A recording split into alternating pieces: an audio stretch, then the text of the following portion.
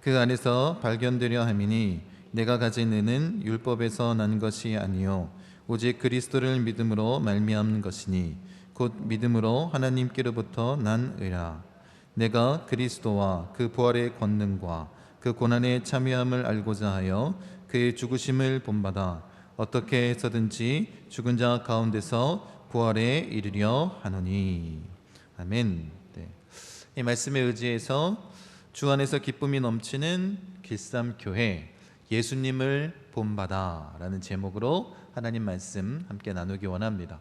우리 말씀 듣기 전에 우리 옆에 계신 분들과 함께 인사하겠습니다. 편안한 길보다 생명의 길을 갑시다. 함께 인사하겠습니다. 편안한 길보다 생명의 길을 갑시다. 아멘. 네. 여러분, 우리에게 예수 그리스도를 아는 지식이 가장 고상하다라는 그런 신앙 고백이 있으십니까? 그렇게 바울처럼 세상의 모든 것을 배설물로 여기고 오직 예수 그리스도를 붙잡아 오직 그리스도를 믿음으로 말미암아 우리에게 주어진 그 하나님의 의가 여러분에게 있습니까? 여러분, 이것이 어쩌면 바울이 얘기하고 있는 그리스도인의 첫 발걸음이라고 말하고 있는 것 같습니다. 이 하나님의 의를 소유하게 되었다는 것은 그리스도인이 되었다는 의미 아니겠습니까? 곧 예수를 아는 지식이 가장 고상한 것이라고 신앙 고백하는 것이고, 그렇게 예수님이 나의 삶의 전부가 되신 것 아니겠습니까? 그리고 우리가 계속해서 얘기했던 것처럼 예수님을 만난 복음의 이야기가 시작됐다라는 것입니다. 정말 감사하게 이 하나님의 의로 말미암아 우리가 구원을 받았습니다. 구원이 우리에게 주어진 것 아니겠습니까? 이제 그 하나님을 아는 지식, 그 가장 고상한 지식을 얻었습니다. 그런데 바울이 얘기하는 것은 무엇이냐면 이것이 전부가 아니라 이것이 첫걸음이고 이제 예수 안에서 우리에게 주어지는 더 깊은 지식이 있다는 거예요. 그것을 10절과 11절을 통해서 오늘 바울이 말하고 있습니다.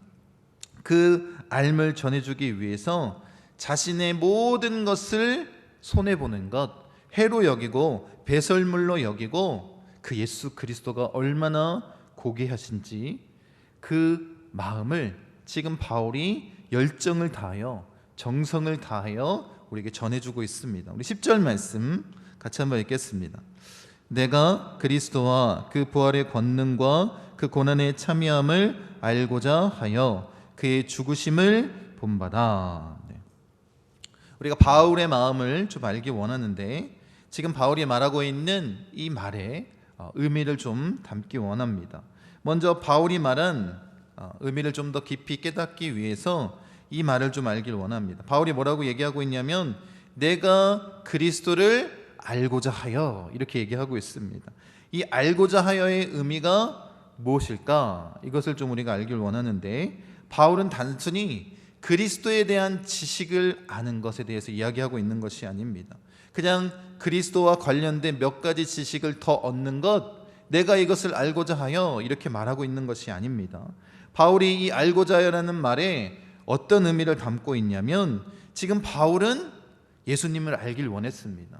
그리스도를 만나고 더 그리스도를 깊이 알기 원했습니다. 그것은 단순한 지식이 아니다라는 거예요.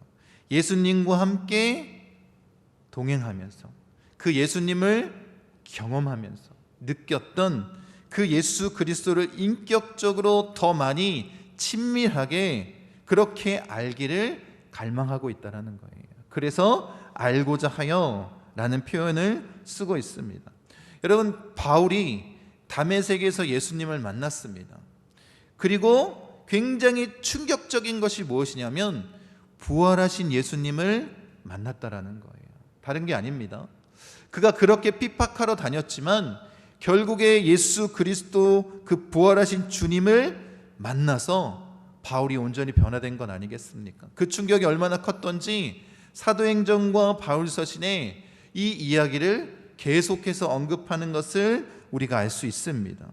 여러분, 이 바울이 왜 부활하신 예수님을 만난 것이 충격적이었냐면 그 이전의 삶은 뭐냐면 율법 중심의 삶을 살았던 자였습니다.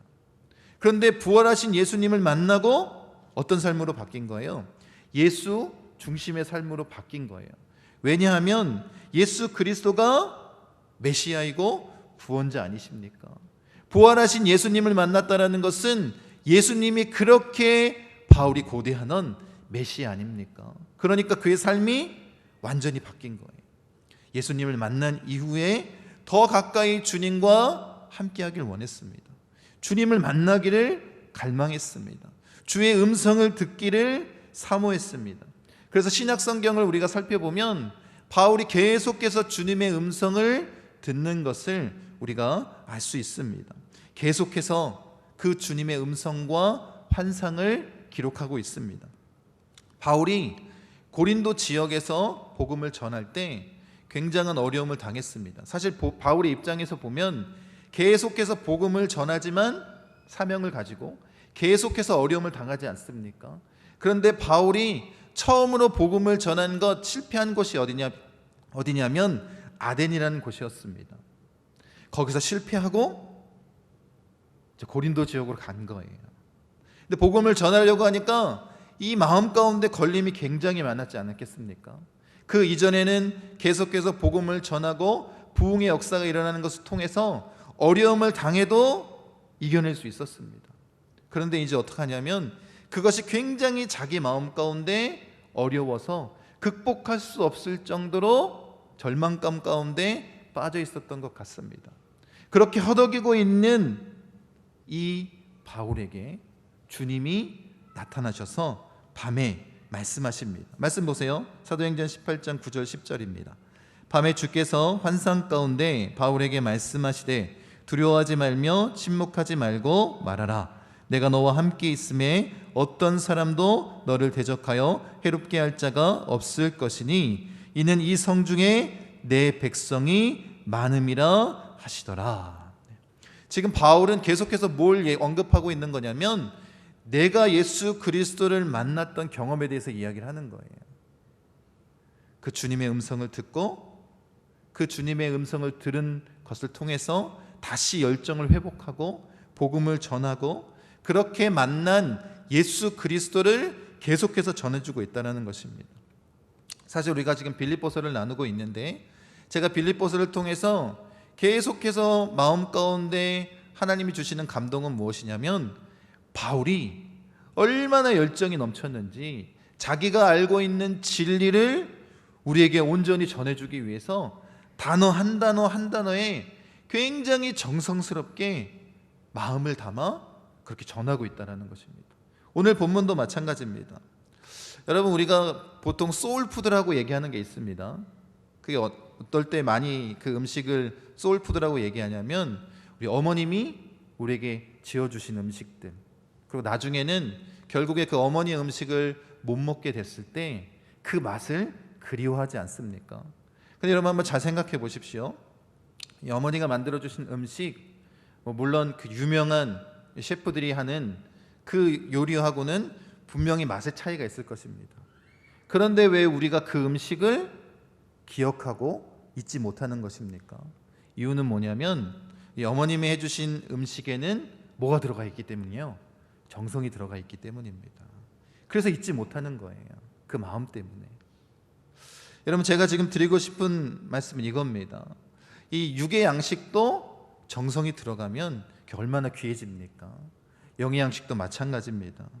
그래서 지금 이 바울은 우리에게 자기가 경험한 그 영의 양식을 온전히 전해주기 위해서 정성을 지금 다 쏟아붓고 있습니다. 한 단어 한 단어에 그렇게 정성을 담아 우리에게 무엇이라고 말하고 있는지 또 그가 왜 그렇게 정성을 담고 있겠습니까? 왜냐하면 그것이 진리이고 그 말씀을 통해서 우리가 생명을 얻기 때문입니다. 그렇게 바울이 우리에게 뭐라고 이야기하고 있는지 우리가 함께 나누기를 원합니다. 여러분 우리가 이렇게 고백할 수 있습니다. 그리스도인으로서 나는 예수님에 대해서 이런 지식을 가지고 있습니다. 예수님은 이런 분입니다 라는 지식적인 고백을 하고 있다면 여러분 그것은 아직 갓난아이의 신앙을 벗어나지 못한 것입니다. 여러분이 어떻게 예수님을 고백하는지는 한번 살펴보십시오. 예수님은 십자가에서 우리의 죄를 위해서 죽으시고 사흘 만에 부활하신 분이에요. 우리를 구원하러 오셨어요. 이렇게 여러분이 예수님을 고백하고 있다면 그것은 아직 갓난아이 신앙입니다. 진짜 그리스도인은 그 지식적인 삶에서 멈추는 것이 아니라 예수님과의 교제, 그것을 경험하고 고백할 수 있어야 된다는 것입니다. 여러분, 물론 이 바울처럼 환상을 보고 주님의 음성을 듣고 이런 분들이 있습니다. 우리 성도님들 가운데도 있습니다. 그런데 어떤 분들은 그 환상을 보지 못하고 듣지 못한 분들이 분명히 있습니다. 그런데 우리가 다른 사람들처럼 어쩌면 그런 간증을 하지 못한다 할지라도 우리가 참 그리스도인이라면 어떻게 고백해야 되냐면, 우리가 정성스럽게 탐해야 되는 것이 무엇이냐면 예수님과 인격적인 교제를 나누고 있다는 것. 여러분, 내가 음성을 직접 듣지 못하지만, 환상을 보지 못하지만 예수님의 임재를 느낄 수 있습니다. 주님이 살아계심, 나는 그것을 느낄 수 있습니다. 이렇게 고백해야 된다는 것입니다. 여러분, 이것을 지금 바울이 정성스럽게 전해주고 있는 거예요. 지식적인 삶이 아니라 너희가 인격적으로 정말 주님을 만나야 된다. 주님이 나와 함께 계신다라는 것. 주님을 보지 못하더라도 가까이 계신 것을 느껴야 되는 거예요. 그래서 그 주님과 함께 우리 앞에 어떠한 시험이 놓여 있을지라도 그 시험이 힘을 잃고 사라지는 것을 경험해야 된다는 것입니다. 그것을 바울이 이야기하고 있는 거예요.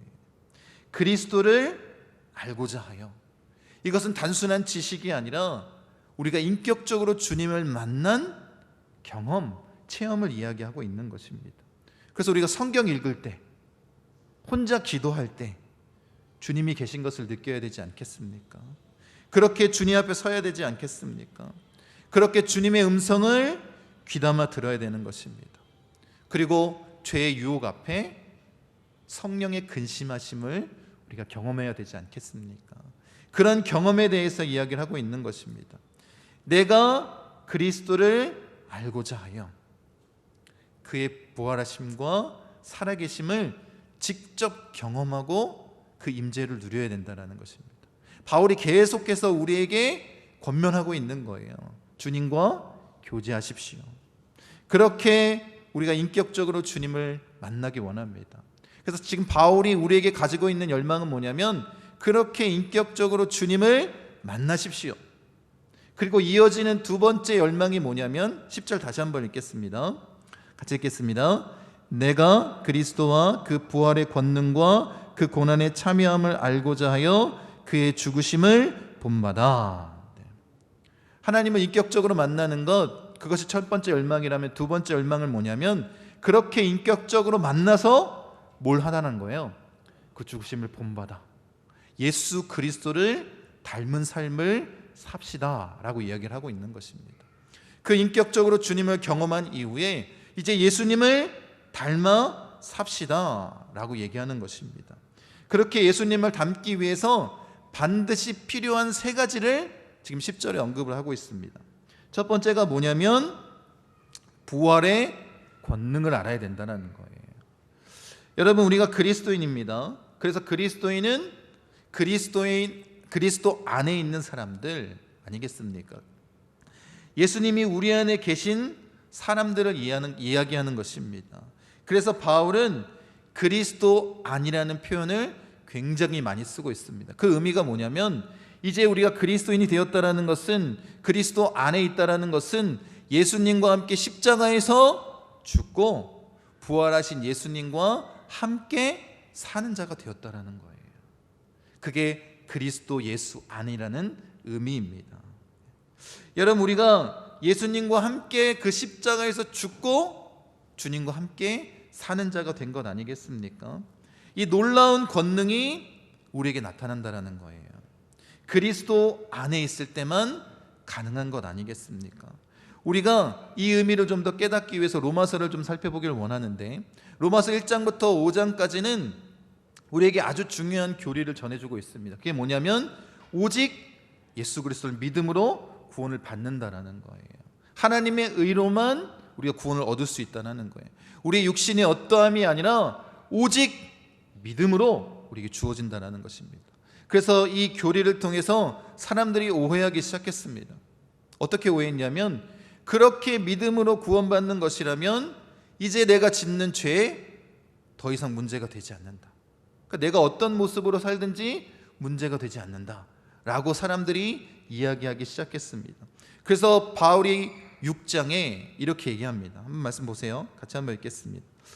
만일 우리가 그리스도와 함께 죽었으면 또한 그와 함께 살 줄을 믿노니, 이는 그리스도께서 죽은 자 가운데서 살아나셨음에 다시 죽지 아니하시고 사망이 다시 그를 주장하지 못할 줄을 알미로라. 어떻게 됐다라는 거예요? 우리가 예수님과 함께 죽었다면 이제 어떤 사람이 된 거예요? 예수님과 함께 사는 사람이 됐다라는 거예요. 어떻게 우리가 죄를 지을 수 있냐라는 거예요. 어떻게 죄의 본성을 가지고 살아갈 수 있냐라는 것입니다. 그렇게 예수님과 함께 부활의 삶을 살아야 된다라고 말하는 것입니다. 근데 여러분 살아보셔서 아시잖아요. 우리가 얼마나 연약한 존재인지, 죄의 본성을 갖고 있어서 계속해서 죄의 유혹에 넘어지지 않습니까? 그렇게 잘못된 길을 걸어갈 때가 너무나도 많지 않습니까? 그렇게 사단이 우리를 시시탐탐 노리고 있습니다. 그래서 이렇게 생각할 수 있습니다. 아니, 사회적으로도 도덕적으로 깨끗하게 살라고 우리에게 요구하는데 어떻게 우리가 예수님을 닮아 살아갈 수 있겠습니까? 왜 그것을 우리에게 요구하십니까? 라고 말할 수 있습니다. 그에 대한 답이 뭐냐면 부활의 권능입니다. 우리가 어떻게 그렇게 살 수 있습니까? 근데 여러분, 예수님이 십자가에서 죽으심으로 말미암아 그리고 다시 부활하심으로 말미암아 그 부활의 권능, 사망 권세를 이기신 그 승리를 누구에게 주셨다라는 거예요? 우리에게 주셨다라는 거예요. 그러니까 우리가 뭘 경험해야 되는 거예요? 부활의 권능. 나는 할 수 없지만 내가 예수 안에 있으면 이겨낼 수 있습니다 라는 경험을 해야 된다는 거예요. 그래야 우리가 예수님을 닮아 살아가는 것 아니겠습니까? 그렇게 사망 권세를 이기신 예수 그리스도의 부활의 권능이 나의 능력이 되어야 되는 거예요. 여러분 경험하셨습니까? 여러분 그 부활의 권능이 나와 함께 있어서 여러분 승리의 삶을 사십니까? 그걸 바울이 이야기하고 있습니다. 두 번째는 뭐냐면 그 고난에 참여하는 것입니다. 여러분 바울이 부활을 이야기하다 갑자기 고난을 이야기합니다. 여러분 우리가 이런 생각할 수 있습니다. 그래, 예수 믿는 것이 정말 고난을 당하는 거야. 그래서 어떻게 해요? 예수님처럼 뭔가 사람들한테 채찍질 당하고 핍박당하고 그런 것을 굉장히 고귀한 것처럼 생각할 수 있습니다. 뭐 잘못됐다라는 것은 아닙니다. 그런데 바울이 지금 고난에 동참한다는 의미를 우리가 온전히 알기를 원합니다. 여러분 왜 예수님이 세상 가운데 고난 당하셨습니까? 이유는 한 가지예요. 예수님은 죄가 없으신 아주 거룩하신 분이기 때문에 그렇습니다. 그 거룩하신 분이 세상 앞에 서니까 어떻게 돼요? 그 죄가 드러나는 것을 두려워했던 세상이 누구를 공격한 거예요? 예수님을 공격한 것입니다. 예수님이 이 땅에 오신 분명한 목적은 뭐냐면 이 죄악 가운데 빠진 세상을 구원하는 것 아니겠습니까? 그래서 이 세상을 구원하기 위해서 고난을 당하실 수밖에 없었던 거예요. 그게 예수님이 이 땅 가운데 오신 목적과 이유 아니겠습니까? 예수님은 거룩하시기 때문에, 그리고 이 세상은 죄로 충만하기 때문에 예수님이 이 땅에 서셨을 때 세상 가운데 공격당하실 수밖에 없었던 것입니다. 여러분 바울은 그래서 디모데에게 이 고난에 대한 의미를 이렇게 얘기합니다. 고난받는 것을 기뻐해야 된다. 야고보 사도도 분명하게 이렇게 얘기합니다. 야고보서 1장 2절에 같이 한번 읽겠습니다. 내 형제들아 너희가 여러 가지 시험을 당하거든 온전히 기쁘게 여기라. 여러분 고난받는 것을 좋아하는 사람이 어디 있겠습니까?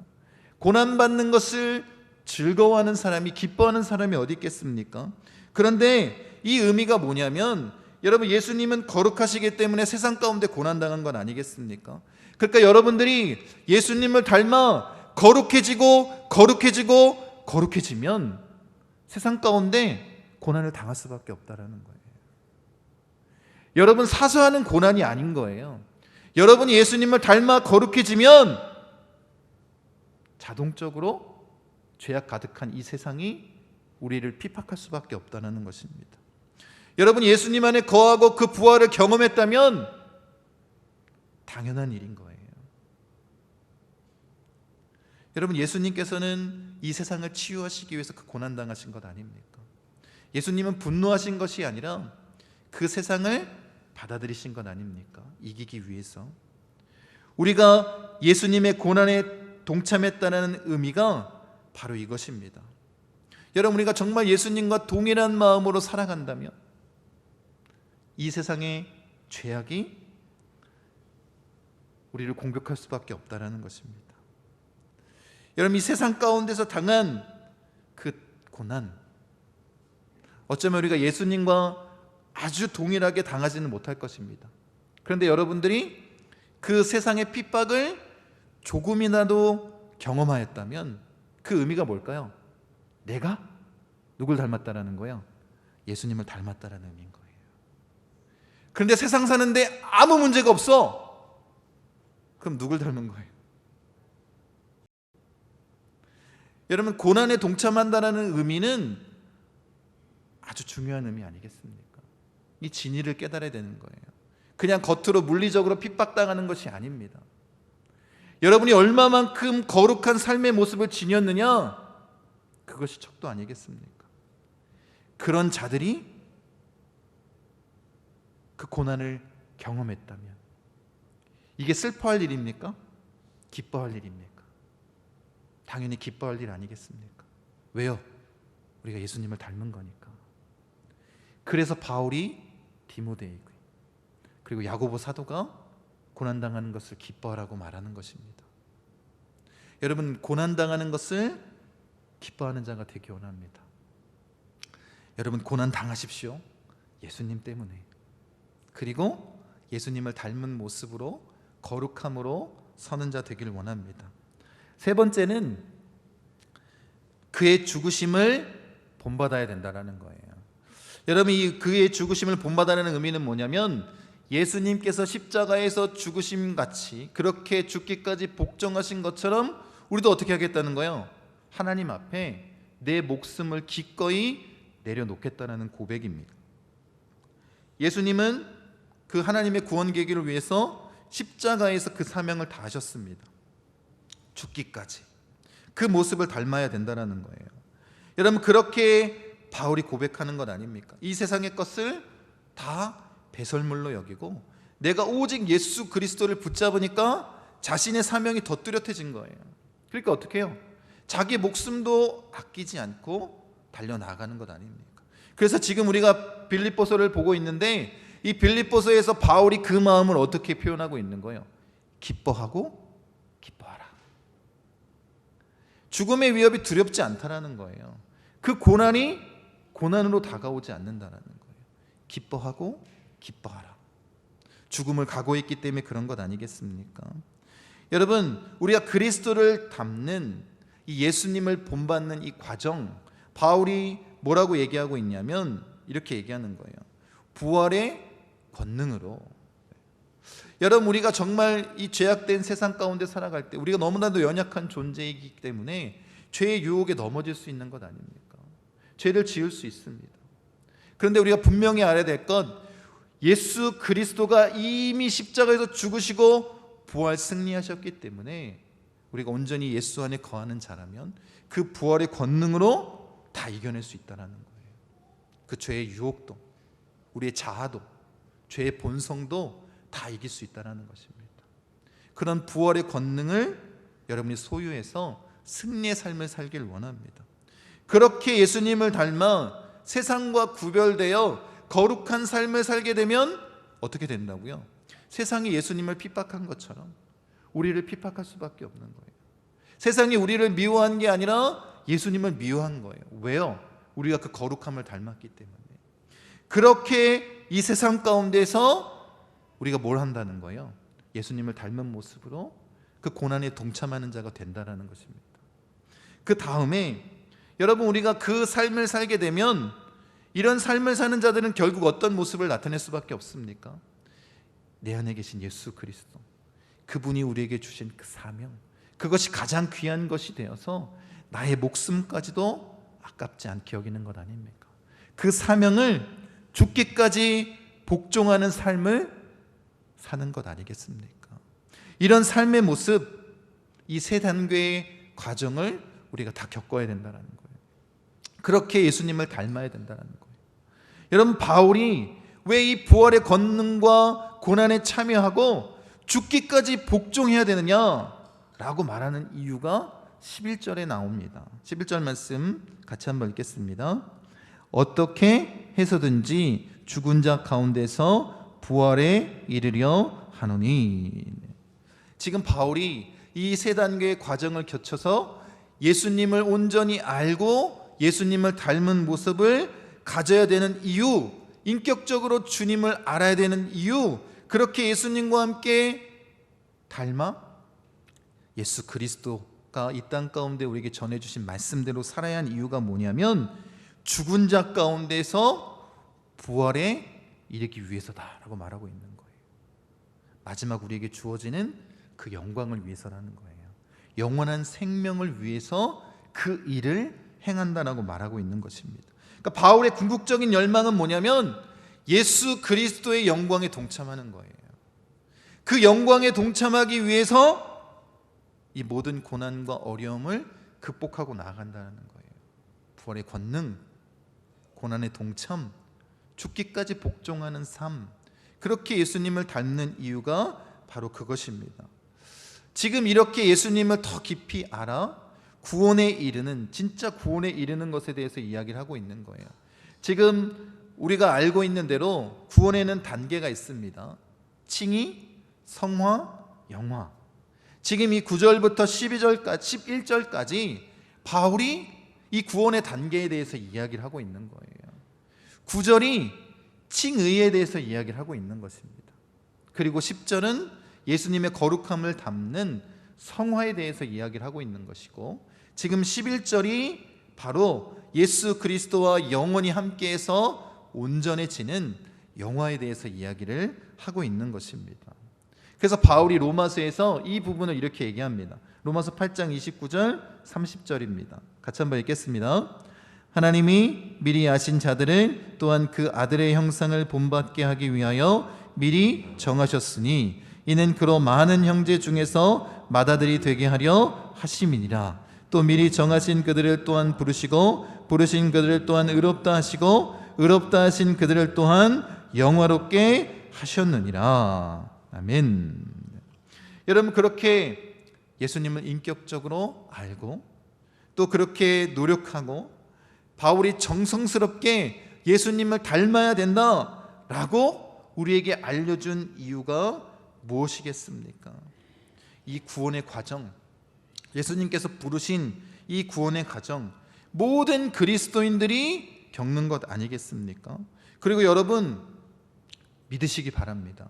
바울이 왜 이렇게 우리에게 전했냐면 의롭다 하심을 받았는데 거룩해지지 않거나 영화롭게 되지 않는 일은 일어나지 않는다는 거예요. 여러분들이 그리스도인으로 부르심 받고 예수 그리스도가 내 안에 있고 이제 내 삶이 오직 예수 중심의 삶으로 변화되었다면 자연스럽게 그 칭의와 성화와 영화의 단계가 이루어진다라는 거예요. 여러분 믿으시기 바랍니다. 그래서 바울이 지금 아주 정성을 담아서 한 단어 한 단어 우리에게 전해주고 있는 거예요. 여러분, 그래서 바울은 다른 것을 이야기한 것이 아닙니다. 예수님을 인격적으로 만나야 됩니다. 예수님과 함께한 그 복음 이야기가 시작되어야 됩니다. 그 복음 이야기가 시작돼서 뭘 하는 거예요? 이제 우리가 예수님을 닮아가야 됩니다. 그렇게 나아갈 때 이 구원의 전 과정이 자연스럽게 이루어지는 것 아니겠습니까? 그런 은혜가 우리 가운데 있기를 원합니다. 여러분, 예수 그리스도를 아는 참된 지식은 내가 살아내는 거예요. 복음을 경험하는 거예요. 예수님을 인격적으로 경험하는 거예요. 예수님이 어떤 분이신지, 살아계신 예수님이 어떤 분이신지를 경험하는 것 아니겠습니까? 그렇게 예수님과 함께 동행하는 거예요.